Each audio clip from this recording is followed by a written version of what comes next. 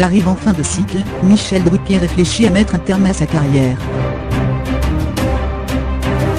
Interviewé par Télé 2 Semaines à l'occasion du nouveau divertissement qu'il anime sur France 2 ce week-end consacré aux parodies, Michel Drucker révèle réfléchir à un départ à la retraite après 54 années de carrière à la télévision. 75 ans, Michel Drucker, avec Jean-Pierre Foucault et Pierre Bellemare, l'un des visages les plus emblématiques de la télévision française. Déjà 54 années que le plus lion du service public officie au sein du paysage audiovisuel. Mais dans une interview qu'il a accordée à Télé 2 Semaines, l'animateur de France 2 révèle envisager très sereinement son départ à la retraite. « Je ne sais toujours pas où je serai en septembre. J'arrive en fin de cycle avec le service public. Je réfléchis à une belle fin. »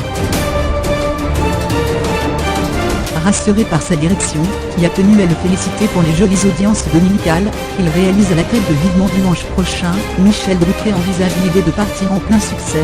On me dit que ce n'est pas encore l'heure. Toutes les émissions que je fais marchent très fort. Je me dis donc que c'est peut-être le moment d'arrêter justement.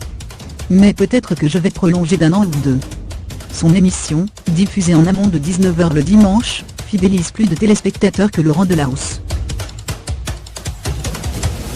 Une carrière en dents de scie.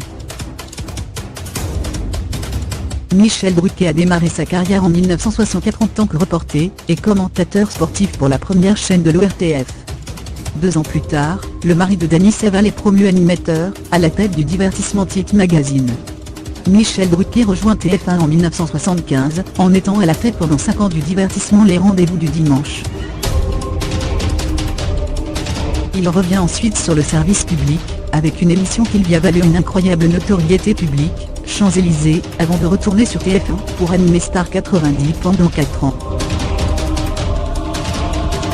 En 1994, il retrouve une fois encore le service public, en rejoignant la nouvelle chaîne France 2, pour y animer Studio Gabriel, Vivement Dimanche, ou plus récemment Le Grand Show. Ce samedi, l'animateur sera de retour sur France 2 à la tête d'une toute nouvelle émission de divertissement, baptisée Samedi c'est Parodie.